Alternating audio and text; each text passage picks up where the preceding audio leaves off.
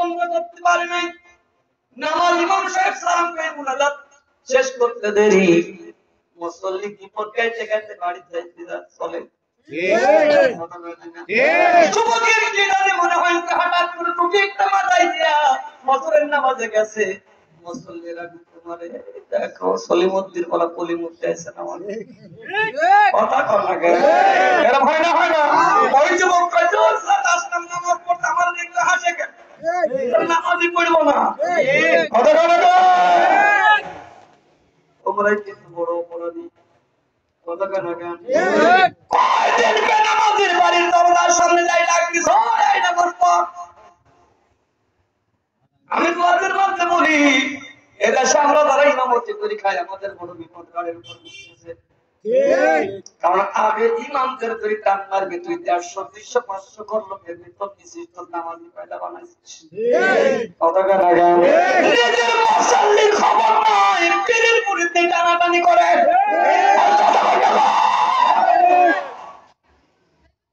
এই সময়ের সব মানুষ বলতে গেলে আমার পীরের কি পীরের মুরিদ দোদকে গেলে পীরের ব্যথা লাগবে। আর দেশের সব যদি দোদকে যায় এই দেশের মসজিদের ইমাম যিনি নেতা তার 12টা আল্লাহ নিজেই বাজাবে দেখে। আবার ফতোয়া দেয় নামাজের টানা যায় যাব না কেন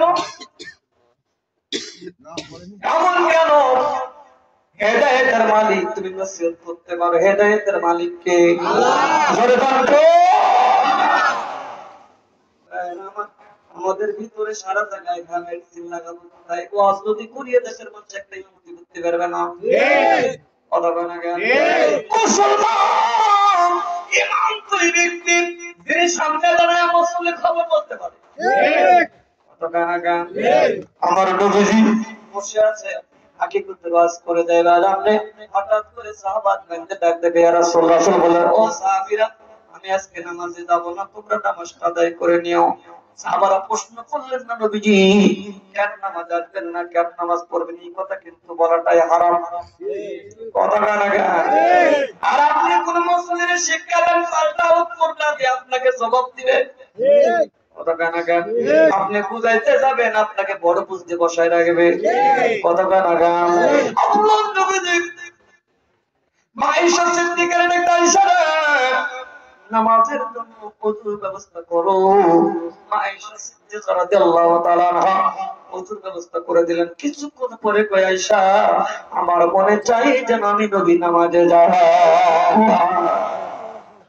আয়েশা প্রশ্ন করলেন ইয়া রাসূলুল্লাহ এইমাত্র বললেন যাবেন না বারে কেন যাবেন এই কথা বললেন না সঙ্গে সঙ্গে নবীজি নামাজ শুরু হয়ে গেছে।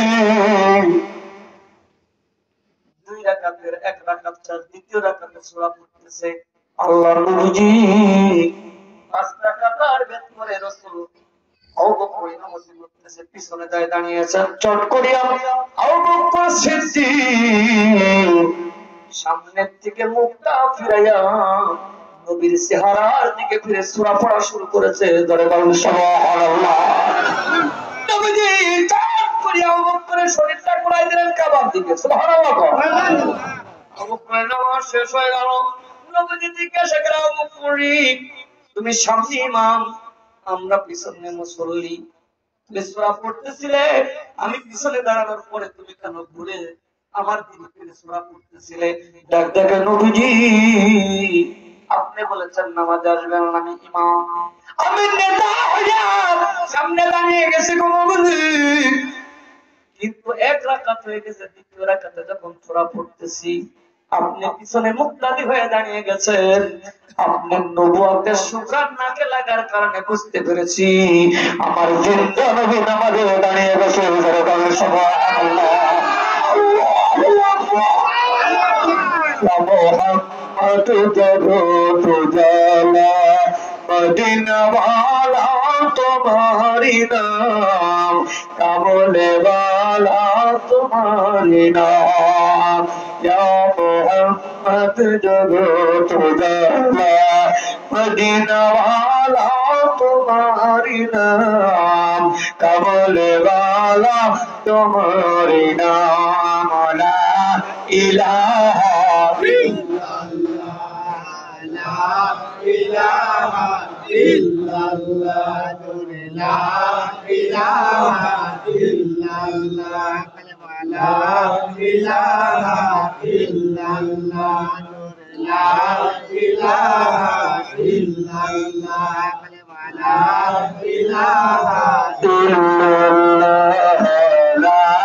إله لا إله إلا الله محمد رسول الله صلى الله ভাই কষ্ট পাচ্ছেন না তো? হ্যাঁ, আল্লাহ কবুল করেন। চিল্লায় বলুন আমিন। মুসলমান ভাইরা, আবু বকরের নাকে নবুয়তের সুঘ্রাণ লেগেছে। আমি নামাজে দাঁড়িয়েছি, বুঝতে পেরেছো? কিন্তু আমার প্রশ্ন হলো, তুমি কেবলা পরিবর্তন করলে কার? সুবহানাল্লাহ কও, আল্লাহু আকবার কও। কেন আবু বকর, তুমি তো কাবার দিকে ফিরে নামাজ পড়তেছিলে, তুমি কেন আবার আমার দিকে ফিরলে? আবু বকর ডাকতে কে রাসূলুল্লাহ, ইয়া হাবিবাল্লাহ, অষ্টম হিজরির কথা আমার মনে পড়ে গেছে। মানুষ ভয়ে আযান দিতে পারতো না, আবু জেহেলের ভয়ে কেউ নামাজ পড়তে পারতো না, কালেমার কথা প্রকাশ্যে বলতে পারতো না। ও নবীজি পাহাড়ের টিলায় গুহায় পালিয়ে পালিয়ে না দমকা বাজায়া, ল্যাম্প জ্বালায়া, আগুন জ্বালায়া, থালা পিটাইয়া, এইভাবে আমরা এক জায়গায় হয়ে আল্লাহর ইবাদত বন্দেগী করতাম। অষ্টম হিজরিতে মক্কা যখন বিজয় হয়ে গেল, আপনি বেলালকে বললেন, বেলাল রে, আয় আয় বেলাল, আজ প্রকাশ্যে তুই আযান দিবি রে বেলাল। নবী গো, বেলালকে ডাকার সঙ্গে সঙ্গে বেলাল খানায় কাবার ছাদের উপর উঠছে। ওঠার পরে বেলালকে, রাসূলুল্লাহ, ইয়া হাবিবাল্লাহ, আমি খানায় কাবার ছাদের উপর উঠে আযান দিব, তবে কোন দিকে ফিরে আযান দেব? জমিনে ছিলাম নবীজি, খানায় কাবার দিকে মুখটা ফিরে আযান দিতাম। এখন তো খানায় কাবার উপরে আসছি, বলো গো নবী, কিভাবে আযান দেব? আপনি নবী বলেছেন, বেলাল আমার দিকে ফিরে আযান দাও, আমি কাবারও কাবা। ধরুন সুবহানাল্লাহ। ও নবীজি, আপনি যদি কাবার কাবা হন, এই জন্য আমি কাবার দিকে মুখটা ফেরাইয়া আমার কামলেওয়ালা চিন্তা কাবার দিকে ফিরে নামাজ আদায় করতে শুরু করব। সুবহানাল্লাহ। দেখলে সদি পাগল হবে, দেখলে সদি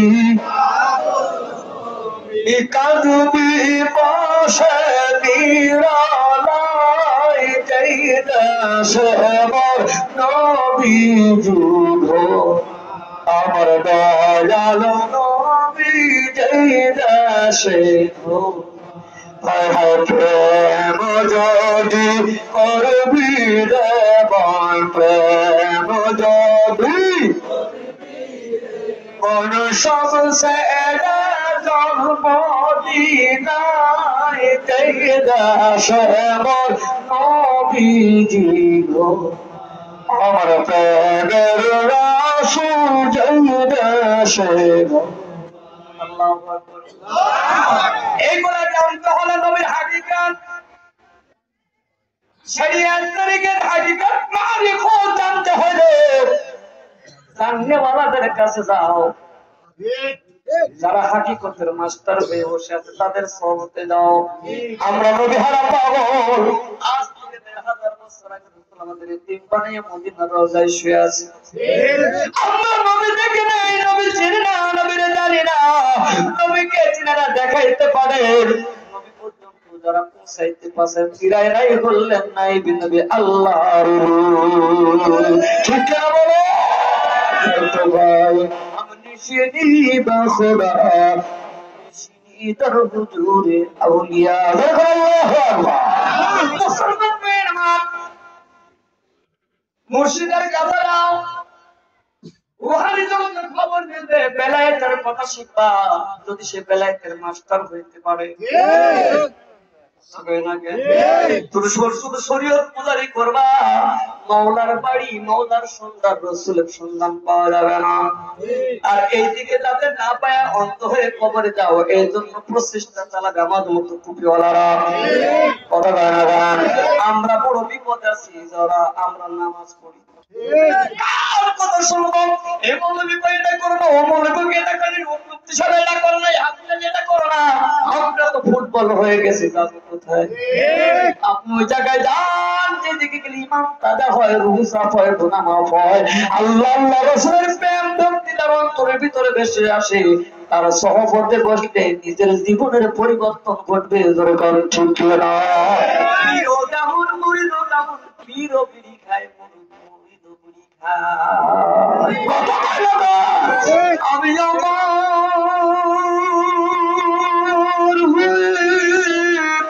বসে আছি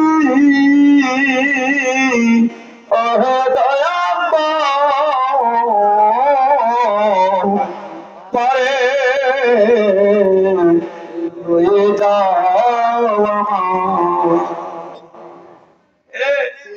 তরিকা লাগবে পথ নাই যাওয়া তবে না মানে কাফের তারা এই দুনিয়া রূপ কাস্তের নৌকা খালি নাই ডোবার ভয়, সে নৌকার নাই ডোবার ভয়, পারে কে যাবি নবীর নৌকাতে আয়। ঠিক কেন বলো?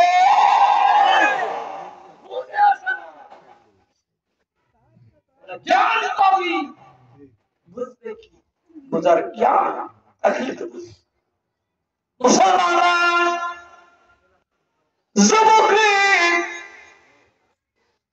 আল্লাহর ওলিদের পাগল হয়ে কবরে যাওয়া লাগবে। তোর মতো কত যুবক কবরে শোয়াইলাম, কত মানুষের জানাজা করে কবরে প্যাকেট করে পাঠাই দিলাম, তারা আর দুনিয়াতে ফিরে আসে না। যারা তোমরা বলো দাড়ি চুল পাকু বয়স হলে নামাজ পড়বো, একটু ভাবতি বয়স হলে জিকির করবো, মিলাদ করবো, এই কথা বলে যারা ভাবতেছো বা ভাবলে শোনো যুবক, তুমি যে এই রাত পার করে আগামী কালকে সূর্য দেখতে পারবে এমন গ্যারান্টি তোমার কাছে নাই। আগামী দিনের আশা ভরসা কত না মধুর ছবি ফুটিয়ে উঠিবে যখন আখির পাতায় রবি।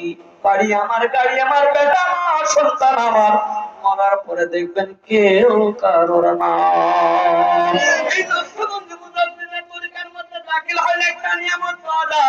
আপনি জাকির হয়ে মারা যাবেন, কেমন পর্যন্ত পৃথিবী যতদিন থাকবে আপনি কবরে শেষে সব পেতে পারবেন।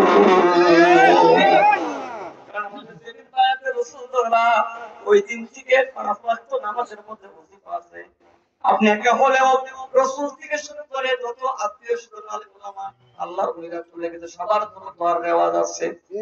তাহলে পৃথিবীর বুকে 6.5 কোটি জাকির আছে, 6.5 কোটি জাকিরের 1 কোটি জাকির যদি হাত তুলে আল্লাহর কাছে, অবশ্যই তুমি জান্নাতি।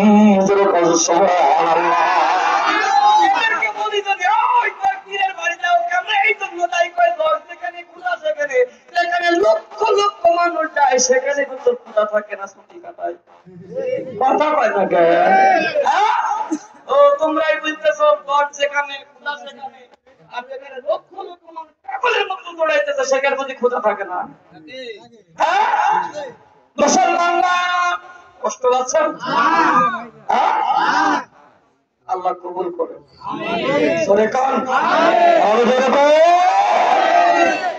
মুসলমানরা গভীর আল্লাহর ওলিরা দিব্য জ্ঞানী অন্তর্যামী। দেখবেন একই মাদ্রাসায় লেখাপড়া করে পানি পড়া দিলে পেটের ব্যথা ভালো হয়, আর আমি পড়লে পেটের ব্যথা বাড়ে। কি সূরা ফাতিহা ক্লাস পড়ে সুদ পড়াও, পানি খাওয়াই দাও, তোমার ছেলের গায়ের জল নেমে যাবে, তোমার ছেলের পেটের ব্যথা ভালো হয়ে যাবে। কিন্তু অমুক মসজিদের হুজুর গাইলে হয় আমায় দিলে হয় না, তাহলে বুঝতে হবে ওর মুখ পবিত্র, আমি এখনো পবিত্র করতে পারি নাই। কথা কয় না? সূরা তো একটাই, কি কর অত তুমি পড়লে হচ্ছে, আমি পড়লে হচ্ছে না, বুঝতে হবে ওনার মুখ পবিত্র। তাই ওনার কথা হচ্ছে, আমার মুখ পবিত্র না, তাই আমার কথা আল্লাহ শোনে না। কথা কয় না কেন? ও মুসলমান, কবির বলুন সালাওয়াতুল্লাহর মতো আলেমে দেশাল হাদারা, তার কিতাব পড়তে শুনতে লাগে, সবাই বিরোধিতা করে তার কিতাবগুলো সব দাজলা নদীর পানির মধ্যে ফেলে দিল। জালালউদ্দিন রুমকে হায় হায়, আমার কিতাব, আমার কিতাব, আমার কিতাব, আমার কিতাব, আমার পুঁজি, আমার পুঁজি, আমার পুঁজি, এই কথা বলতেছে। শাস্তি বৃদ্ধি ডাক থেকে বাজান রে, কিতাবের মায়া কেন তো করো? এই কিতাব পড়ে কি পেয়েছো? অনেক জ্ঞান লাভ করেছে, আমি অনেক জ্ঞানের মালিক হয়েছি, আমাকে জালালউদ্দিন রুম সম্রাটের বড় আলেম বলা হয়। আমার মতো আলেম আর জগতে আসবে না। শামসুল বৃদ্ধি বলে রে,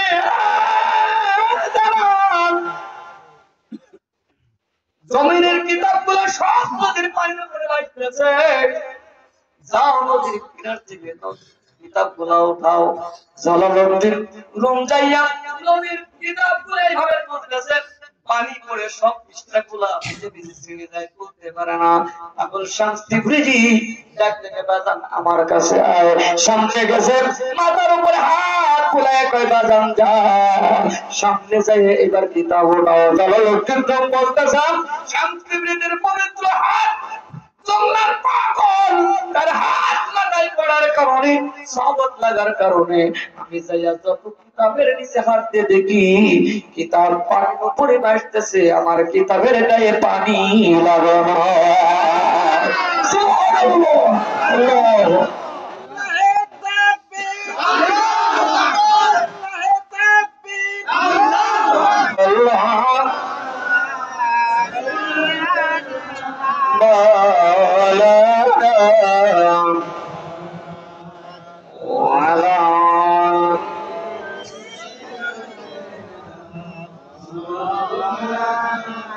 কে যাও ওরে মদিনার পথে হয়ে মুসাফির, মদের দরুদ পৌঁছে দিও দরবারে নবীজির। আল্লাহুম্মা সাইয়্যিদানা মাওলানা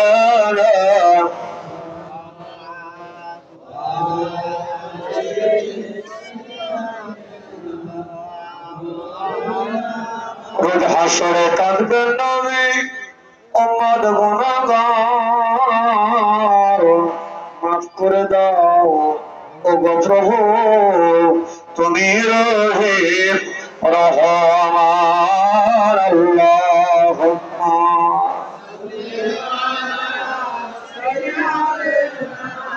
মাওলানা ওয়ালা আলা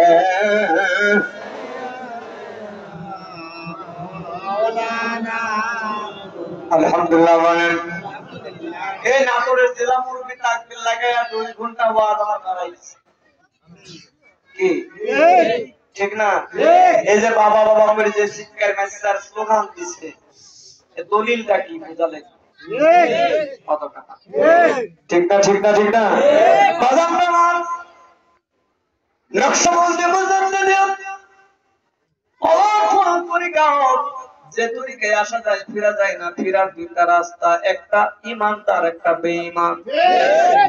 এখানে রহমত পাওয়া যায়, গজব পাওয়া যায়। বাস্তব থেকে বলছি, ঢাকা কোনাবাড়ির থেকে কাফেলা আসতেছে, হুজুরের দরবারে কাফেলার ডাক, কুষ্টিয়া কল্যাণপুর। মিথ্যাবাদ করি না, কারণ আমাকে তো মরা লাগবে, কারণ আমি এখান থেকে মাহফিল করে কুষ্টিয়া যাইতে পারবো এমন গ্যারান্টি কিন্তু আমার কাছে নাই। আপনাদের খুশি করতে পারবো, আমার আল্লাহর চোখ ফাঁকি দিতে পারবো না, কারণ আমাকেও আসামির কাঠ করে দাঁড়াতে হবে। মুসলমান হঠাৎ করে গাড়ি রাস্তায় সামনের জায়গার টাকা রোড থেকে নিচে নেমে গেছে, স্বর্ণের উপরে আছে। সব জাকের বলে আসতেছে হুজুরের সঙ্গে দিদার করবেন, সাক্ষাৎ করবেন, বায়াত রাসূল ধরবেন, বায়াত হবেন। দরবারে ফোন আসলো, হুজুর বেকায়দায় পড়ে গেছি, গাড়ি চাইকা রোড থেকে নিচে নেমে গেছে। এখন ব্যাকে আসারও সিস্টেম নাই, সামনে যাবারও সিস্টেম নাই। হঠাৎ করে হুজুরকে বললাম, উনি ডাকতে বললেন, বাজার ওই বাসের সামনে ইয়া আল্লাহ ইয়া রহমান ইয়া রহিম ইয়া রাহমাতাল লিল আলামিন। হুজুর আমরা তারবি বুঝি না, বাংলায় লেখো। বাংলায় কি দিয়ে লিখবেন? ঢাকার মুরব্বি আঙ্গুল কেটেছে, কেটে রক্ত বের হয়, রক্ত দিয়ে ইয়া আল্লাহ ইয়া রহমান ইয়া রহিম ইয়া রাহমাতাল লিল আলামিন কয়টা এবার হিতাম দিতে পারে আল্লাহর কসম। বলবা ওলি আল্লাহর বরকত, জমানের বরকতের বিনিময়ে আল্লাহ গাড়িটা রাস্তায় এসে ঢাকার মানুষ কল্যাণপুর কুষ্টায় আইসা বায়াত গ্রহণ করে সুবহানাল্লাহ। ভারতবর্ষে গেলাম, পাক ভারত উপমহাদেশের মসজিদের সভাপতি মুফতি গোলাম রব্বানী সাহেব 19 জন আলেম নিয়ে কিতাব নিয়ে বাহাস করতে আসলেন। বাংলার পীর বাংলায় পাঠাও, ভারতের পীর পড়ে দিয়ে চলবে না। হুজুর কেবলা সফরে আছেন, আমরা সফরে আছি। মাহফিল চলতেছে, রাতের পর রাত প্রোগ্রাম চলতেছে। আমাকে 42 মিনিট টাইম দেওয়া হলো, 40 থেকে 42 মিনিট আলোচনা করবেন। আপনি আলোচনা করবেন আর আমরা কিতাব মিলাবো। আমি এক এক করে 42 মিনিট আলোচনা করেছি। ভারতের মুফতি গোলাম রব্বানী সাহেব হাত তুলে মাইক নিয়ে বলেছে, বাংলার থেকে যে পীর সাহেব হুজুরের সেমনি সহিহ কামেলে মুকাম্মেল আউলিয়া আমাদের আলেম আলোচনা করেছে, কোরআন হাদিসের বাইরে একটা কথা বলে না। হুজুর বলেন সুবহানাল্লাহ। এই পীরের ভিতরে যদি মাল মেডিসিন না থাকতো, কোথায় বাংলা কোথায় ভারত? কথা কয় না। ভারত থেকে পালায় আসার সুযোগ বাংলাদেশে ছিল না।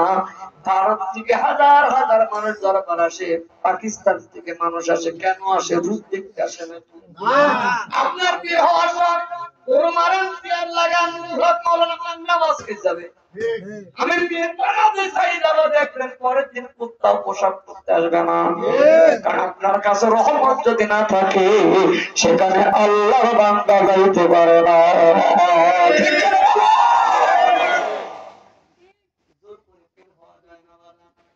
পীর হইতলে বীরত্ব হাসিল করে বীরত্ব করতে হয়। আর পীর তারে তারে পীর বলে তারে তারে মনে করো না যে এই পীর বুঝে যেমন পীর।